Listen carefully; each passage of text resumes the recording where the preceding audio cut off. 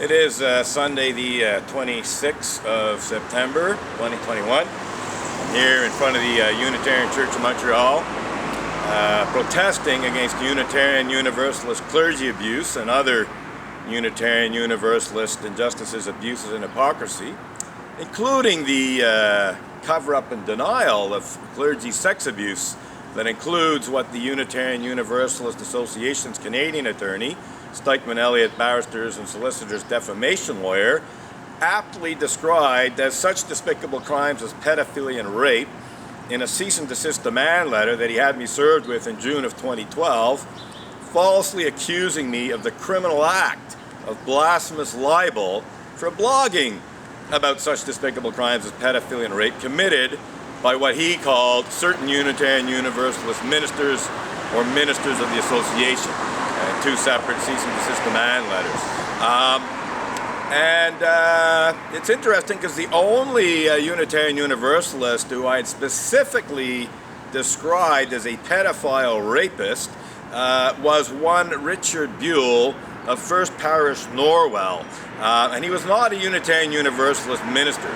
So right off the bat, this just shows the sloppiness and incompetence of Maitre Marc-André Coulombe. He got his facts wrong right from the beginning. Well, his facts were wrong in any case when he said unfounded, because everything I wrote was by no means unfounded. It was founded on newspaper reports about how Richard Buell of First Parish Norwell had been charged, tried, and convicted of such despicable crimes as pedophilia and rape, because he had been convicted of raping a female family member who was no older than 12 years old at the time that the rapes took place, was estimated to be between 9 and 12 years old at the times that rapes took place, but could have been as young as 6, according to some of the information available. So somewhere between 6 and 12 years old when he raped this female family member. He was also convicted of raping a neighbor's daughter who was in the same age range.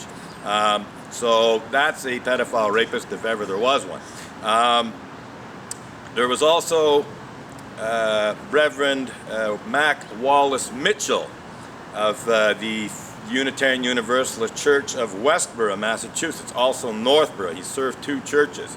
And Reverend Mac Wallace Mitchell was charged, tried, and convicted of the forcible rape and also the unnatural rape of a teenage Tibetan refugee who he had lured away from her family in India with promises of a better life in America. He essentially told this teenager's parents that if they gave their daughter into his care, that he would bring her to America and give her a better life in America. He would get her an education and so on and so forth. So these unsuspecting Tibetan refugees handed over their daughter to Reverend Mac Wallace Mitchell. He brought her back to, I believe it was Westboro, where he lived, and proceeded to use her as a sex slave for a number of years, and repeatedly raped her. And as the court or news report said, you know, some of that rape involved what was termed unnatural rape. I'll leave it up to you to decide what unnatural rape constitutes, but it's obviously not natural. So I blogged about these because the Unitarian Universalist religious community was trying to keep it hush-hush as much as possible, trying to keep it hidden. Reverend Dr. Victoria Weinstein had repeatedly deleted memory hold comments to her blog post asking about Reverend Mac Wallace Mitchell. It's actually interesting because I only became aware of Richard Buell as a result of Reverend Victoria Weinstein, whose pseudonym was Peace Bang, repeatedly deleting, memory holding my comments on her blog, on her Peace Bang blog, bringing up the story of Reverend Mac Wallace Mitchell raping teenage Tibetan refugees. Yes, that's plural because he did invite a few others over and they came. So although only one victim actually testified, it does appear that there were several others who, for whatever reason, chose not to testify in court. But one brave victim testified in court, and Reverend Mac Wallace Mitchell was convicted, sentenced to, I believe, 8 years in prison, but only served 4 before he was released. Richard Buell was found guilty, actually sent to the same prison that Mac Mitchell was in, and he died in prison. He was quite old by the time he was convicted, and he died in prison a few years after being in prison. So, got a car coming around the corner here. I'm just going to check and make sure this is running. I had a little problem with the battery earlier. Yes, we're in business. So, yeah, as I said, I had a problem with the battery. It was basically a bit on the low side when I first started up. I saw some young people walking down the sidewalk here, and it looked like they might have come from the Unitarian Church of Montreal parking lot. They looked like they could potentially be a Unitarian Universalist visiting the Unitarian Church of Montreal. So I spoke about that, set up the video. They actually passed behind me, so we don't see them. But I started talking about that possibility, and at some point the camera battery died, so we didn't get everything I said. So anyhow, back to this. Everything on this picket sign is 100% truthful, verifiable. The Unitarian Universalist religion, as represented by the Unitarian Universalist Association in Boston, as represented by the Unitarian Universalist Association's Canadian attorney, Stikeman Elliott Barristers and Solicitors defamation lawyer, Maitre Marc-André Coulombe, falsely accused me of the criminal act of blasphemous libel in June of 2012 for allegedly, and I do say allegedly, making unfounded and vicious allegations to the effect that ministers of the association engage in such despicable crimes as pedophilia and rape. Which they do, unfortunately. Not all of them, obviously, but a certain number of Unitarian Universalist ministers, to say nothing of Unitarian Universalist Sunday school teachers, what they call religious educators, and prominent UUA lay leaders, Unitarian Universalist lay leaders, such as Richard Buell, have in fact been charged, tried, and convicted of such despicable crimes as pedophilia and rape. And for every Unitarian Universalist that has been charged, tried, and convicted of such despicable crimes as pedophilia and rape, you can be quite sure that there are others whose crimes were never even reported to the police, let alone brought to a court of law. In fact, I've heard of the various cases, but I tend not to talk about the cases where nobody was actually convicted, because I'm not terribly interested in being accused of libel or slander. In fact, that's one of the reasons why I specifically blogged about the Reverend Mac Wallace Mitchell case and the Richard Buell case, because both of these cases have been reported in American newspapers. There was, websites, web pages, with these reports available on the internet that anyone could go and see and verify the facts, according to the press. So it was just ridiculous for the Unitarian Universalist Association, and in particular, Maitre Marc-André Coulombe, to try to pretend that my blog posts were unfounded when they absolutely were not unfounded. Most ironically, even if they actually had been unfounded, even if I was actually lying about pedophilia and rape committed by Unitarian Universalist ministers, which I wasn't, that would not constitute blasphemous libel. It might constitute ordinary run-of-the-mill libel, but it would not constitute the criminal act of blasphemous libel. Blasphemous libel is essentially blaspheming against a religion. Essentially, it means attacking, what is held to be most sacred and holy by a religion in a very scurrilous way. That you're essentially defaming the religion by attacking what they hold to be sacred. Well, guess what?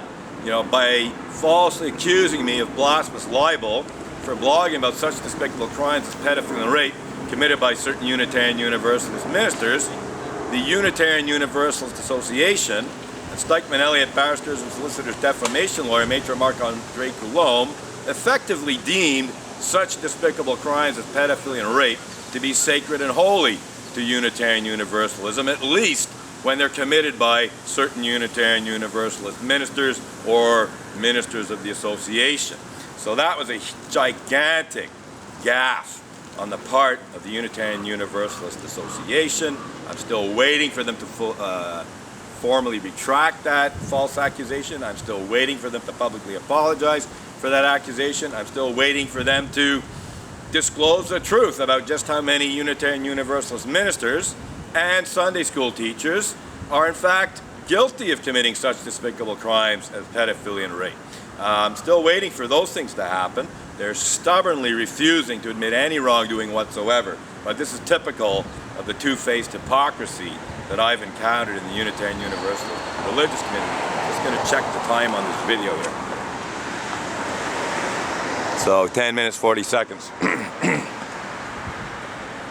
So, let's bring this around to Sue Montgomery, member of the Unitarian Church of Montreal. Yeah, we'll keep the perversion of justice sign going here because it fits perfectly in terms of Sue Montgomery and what she has done. This sign says, helpless children have been raped by Unitarian Universalist ministers and Sunday school teachers. But the Gazette's retired, in quotation marks, justice reporter, in quotation marks, Sue Montgomery, never reported the UUA's misuse of blasphemy law in clergy abuse, cover-up, legal bullying. This, again, is a 100% truthful statement. This is a factual statement. This is not an opinion. This is provable beyond any reasonable doubt. Sue Montgomery did, in fact, repeatedly refuse to report on the fact that the Unitarian Universalist Association had falsely accused me of blasphemous libel and legal bullying that was intended to cover up and conceal from the public, even deny such despicable crimes as pedophilia and rape committed by Reverend Mac Wallace Mitchell and Richard Buell at minimum. This was displayed in front of the Gazette after Sue Montgomery co-created the Being Raped Never Reported hashtag. I was more than a little dismayed, shall we say, by Sue Montgomery setting herself up as an anti-rape crusader in 2014 when she had been helping the Unitarian Universalist Church keep its rapists concealed from the public for a good number of years earlier. Arguably almost, well, certainly around a decade or so, and depending on how you want to look at things, close to 15 years. So Sue Montgomery absolutely is a Unitarian Universalist clergy sex abuse cover-up enabler. Again, I'm just checking the time here. So 13 minutes. So I got about 4 minutes left before the camera hiccups. So we'll continue on here. So I displayed this sign in front of the Gazette, also in front of a fundraising event for the Being Raped Never Reported movement, if you want to call it that. It kind of fizzled out, actually, sort of transmogrified into other things, Me Too and Believe Her and so on. But I found it just a tad hypocritical, at minimum, for the Gazette's justice reporter, Sue Montgomery, and Montreal Unitarian Sue Montgomery to set herself up as an anti-rape crusader when, in fact, she had been helping her religious community keep such despicable crimes as pedophilia and rape concealed from the public since at least 2012. When I told her about this, I told Sue Montgomery about how the Unitarian Universalist Association that hired Stikeman Elliott barristers and solicitors, defamation lawyer Maitre Marc-André Coulombe to falsely accuse me of blasphemous libel in an effort to intimidate me into taking down the Emerson Avenger blog posts about pedophiles and rapists like Richard Buell and Mac Mitchell. I gave her enough details about that on December 6th of 2012 that she could have easily looked into it and verified the facts. And I wanted her to report that story. I asked her in the past to report on the injustices and abuses that I was protesting against in front of the Unitarian Church of Montreal, and she'd always refused. So I knew she might refuse this, but I was hoping that it was serious enough that she would realize that, you know, that it was a newsworthy story that really should be reported. But of course she refused. And then a few years later, in 2014, yeah, basically almost 2 years later, she co-created this Being Raped Never Reported hashtag and set herself up as, you know, crusader against rape. And I have no problem with setting yourself up as a crusader against rape and sexual abuse and so on, but you shouldn't do it when you're complicit in the cover-up and denial of pedophilia and rape in your own religion. That's a bit hypocritical. You should at least disclose that you had done this and you had changed, you turned over a new leaf. But Sue Montgomery never did this. In fact, she accused me of libel for coming out with this and other accusations about her. So, still a couple of minutes left. So that's it. It's Sue Montgomery. Actually, it was during my first protest in front of La Tulipe. I was protesting with a sign very similar to this one, and signs like these, which already existed, in front of this fundraising event, when a bailiff walked up to me and handed me a letter. And the letter was from Mark Banty, a Montreal media lawyer. And I knew that Mark Banty worked for the Gazette and other newspapers in the capacity as a media lawyer. So I thought one of two things, like either the Gazette was behind this or Sue Montgomery had cajoled a favor out of Mark Banty and had persuaded Mark Banty to have me serve with this demand letter. I didn't even look at it during the protest. That's another story, but I looked at it later and it was full of ridiculous false accusations about me slandering and libeling Sue when I was doing no such thing. Everything I was saying was very truthful, supported by evidence. But Sue Montgomery was trying to pretend that I was slandering her, libeling her. The exact words were libelous statements. So yeah, we got a few seconds left, so I'm going to wrap this up. I noticed the sensor's overheating. So we're just going to end this clip now. I think we've said plenty, and we're going to continue our protest. I will just say one thing. The orange shirt that I'm wearing is worth reading. That's it for now. All children matter.